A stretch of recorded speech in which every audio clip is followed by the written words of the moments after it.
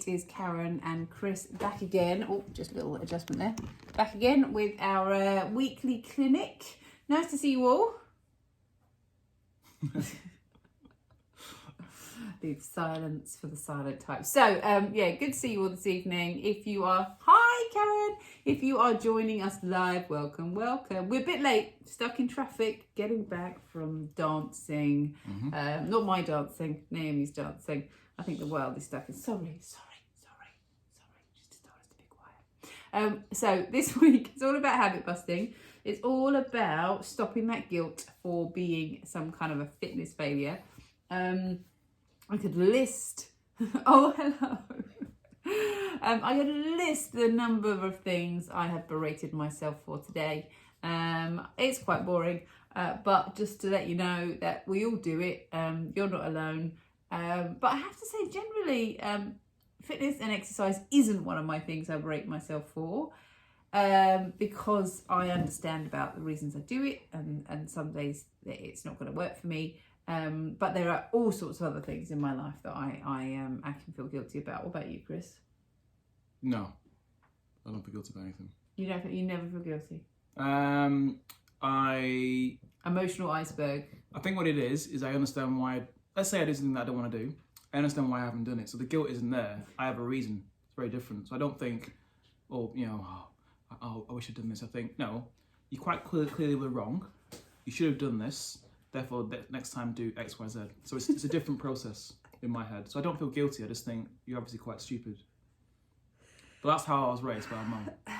Yeah, stupid. Yeah? You're stupid. It's very different. It's a very different way. So yeah, so I don't get stuck in that emotional headlock. No, I see. Whereas I always feel like I should have done, could have done, let people down. My default is that I'm in the wrong, So anyway, two different mindsets. Chalk cheese, black white. We are very different, aren't we? But we are. That wasn't a comment on skin colour, by the way. But in case anyone was slightly triggered there. Can't say anything these days. No, can't say anything these days. So the reason why I think the right response is to be somewhere in the middle. I mean, I do feel sometimes, bad, guilty in certain senses.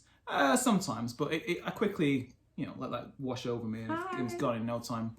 And I guess the whole point of today's Instagram Live is in fitness, it's very easy to attribute many, I don't want to use the word failings because that means it's good or bad, but things you're trying to do and goals you're setting that you don't achieve down to lack of motivation or lack of discipline or lack of willpower. Discipline and willpower, motivation are very, very short-term objectives in your long-term strategy. Something we've written about in our book. It is in our book. Fat Loss Toolkit, available on Amazon. It is in our book. You cannot get there with motivation. And the way habits are formed, and it's too long a talk for this particular video. We'll maybe do it in a series of videos. Are you in the 80s? Oh my gosh, yeah. The Instagram in Live. The 80s, you going down to... Now, we've got time for this. Okay. The way the body and the mind makes and creates habits is a bit like scaffolding. So the way you put scaffolding together and build it around the building, and then you build whatever you're building within the scaffolding around the scaffold itself. That's how we structure a habit. And we just think that habits are created by just blasting us through as hard as you can and getting the building built as quick as you can. That's not how it works at all. And you've got to think to yourself, when I'm building this habit bit by bit, there may be a day when it's windy and some of the scaffolds fall off, or I've got to tighten a few nuts and a few bolts here. And that is really how you build a habit. But what's more important is you need to think of a habit it's more about decision making. What motivates you to move forward? And I think of it as two scales. One's pulling you towards a goal and one's pulling you away from a goal. And if the scale's pulling you away from the goal is greater than the scale's pulling you towards a goal, then you will not be motivated into doing that particular goal. So if the need, just to put this into layman's terms, if the need and the desire is there, you're more likely to kind of push through, aren't you? And what I often find is people will come and or employ my services because they know they have to do something, but they haven't yet created the motivation to do it and think that I will somehow create that for them, and that's never going to happen. Now, it'll happen. I've got certain clients who say Monday to Friday, I know I haven't got that motivation, so I am outsourcing that to you, and that's a different kettle of fish altogether. That works to a certain degree because they're then outsourcing all those times when they would not do a particular activity, and they're doing it with me. But when you're looking at lifestyle change, again, it's only 1 hour in that day, and they're still being drawn away from that goal that they've got, whether it's getting fitter, losing body fat, putting on muscle mass, because they're being driven away from that by, again, as Karen said, the need to do other things exceed the need to be fitter and healthier. I also think when it comes to goals, and one of the reasons, particularly if you are someone who is a bit of a kind of alpha, go-getter, succeeder, A-type, personality. They are my preferred clients. I know they are your preferred clients, but the issue, can I just finish? Yeah. Can I just finish? You set yourself up for a goal. If you don't get that goal 1, 2, 3 times, you start to drift away from it. The reason why they're my preferred clients isn't because I feel they're any better than other clients. It's not. It's because I know more about what drives them than they realise. Right? Good example. I have very, very high. I won't say high functioning. High earning is not the right word, but they're very successful individuals, male and female, and what they are unaware of is the habits they've created to get where they are right now can sometimes pull them away from the goal they're trying to achieve. So, for example, it could be as a teenager, I'm going to be better than this person, or I'm going to make sure I prove that teacher wrong, or I want to be make sure I'm pulling myself away from a lifestyle which I didn't want to have because my parents maybe didn't have as much money or as much success as I wanted, or maybe they kept saying that you need to do better than I've done. When you have that drilled into you time and time and time again, and you create a lifestyle where you can have access to pretty much everything, you're not restricted in any single way through finances, well, guess what? It's like dangling a steak in front of a dog 24/7 because you don't have the restrictions that some people have where they can't afford to go on the holidays, go to the all-inclusive, have wine, have champagne. And I'm not saying that is all my clients, but some of them, I can say to them in no uncertain terms, you have got far too much lavishness around you, created because as a 16-year-old boy or woman or girl, you wanted to have more options in your life. And guess what? They're here, but they're not always good. And then I think when you sort of take that and put it with the human psyche, we we have this desire as children to go for the sweet and the easy, don't we? The satisfying. And even in fitness, you see people, one of the reasons for coming to a class when you've got an instructor is because you'll take the path of least resistance. So we're there to kind of help you do things in a way that might feel more uncomfortable in the short term, thinking about yesterday's Pilates class, but we'll get you there sooner, and that's what you get us for. On the other hand, though, our brains are also wired to cling to the negative. They're like magnets for the negative.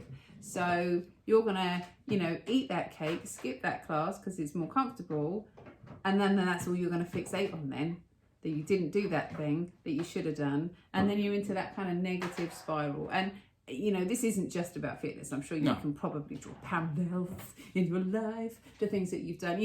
The decision you made, and time and time again, the thing that kind of keeps cropping up in your life. So it is. It sounds complicated, but really what we're trying to say is, and what Chris was saying, it's about layering on. And one of the easiest ways to do that is, rather than having a goal that is sort of a timed goal or a distance goal or something that's physical, is having a behavioural goal. So, it doesn't have to be 60 minutes a day. It could be 10 minutes a day. Or as Chris said, it could just be that one decision that you're about to make. I mean, we talk with our children about choices that we've made. So it's the same for grown-ups. What did you decide to do, and what can you, at the end of the day, think, oh, actually I made that choice today, I made that really good choice, and that will kind of drive you on for the next day. So rather than thinking, oh, I was such a bad person today because I didn't do X, Y, Z, actually focus on that good choice that you make, because that's going to then start to layer on those positive messages and also those little bits of scaffolding, isn't it? That's like the little screws in the scaffolding. So here's my final point. So I've got to go and get my son there. We're gonna it's a short one today, keeping it succinct. If you want to understand why you aren't doing this, a particular activity or a particular habit you're trying to create, you've got to look at the again, stay away from failure, but the the fact that you haven't completed that task is here. You've got to look beneath it and see what were the steps that led up to the point where I couldn't complete that task or activity or habit. And it didn't start half an hour before maybe it's reaching for a biscuit or maybe not doing the exercise session. It started way before that. It could even be days, weeks, months, and even years.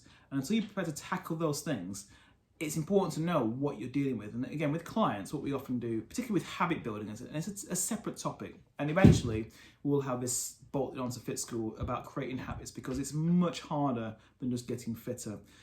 Once you're prepared to have a look at some of these deep-rooted issues that are pulling you away from the goal you want to have, it's easier for us or Karen or me or whoever it is to be able to then get you to your goal, because there's less standing in the way. We're always looking at what's pulling you and drawing you back. If it's logistics or it's time or it's money, that's different. That's a different thing altogether. Okay, but if we're talking about an actual belief, or we're talking about previous experiences, whether it's upbringing, whether it's confidence. But again, confidence can be layered into confidence in what? I mean, some people are actually confident in one part. Coordinated. People are confident in one part of a life, but then they may feel less confident in other parts of their life. And then it's looking at what was the stepping stones that led you to that belief. And until you tackle those, thinking you're going to get fit or healthy or stronger or leaner or whatever it is, by willing yourself to do it, is ridiculous, because you have got years of we'll call it seaweed around your legs, around your knees, pulling you back. Right, and we've got to try and drag the seaweed off so you can, the pondweed, so you can just come out of the water and feel free to be able to move further and closer towards your goal. And this is the problem: until you're prepared to do that, you need to work out what your seaweed is. You will always be just swimming in the seaweed. That's a good thought for today. It is. Thank you for joining us. And I'm just going to leave you with one little thought, still positive thing for the day. I'd love you to think, okay, what choice did I make today that actually wasn't really negative, wasn't really bad, not going to make me feel guilty? So what was the one choice that you made today, or could make before the end of the day, that will make you feel like, oh, do you know what? I did that today. Yeah, I've moved a little step further. I've just layered on. I've got a little bit of that seaweed on. So we're going to leave you with that today. Enjoy the rest of your evening, or if you're watching this on catch up another time, enjoy the rest of your day. And we'll see you next week. Bye.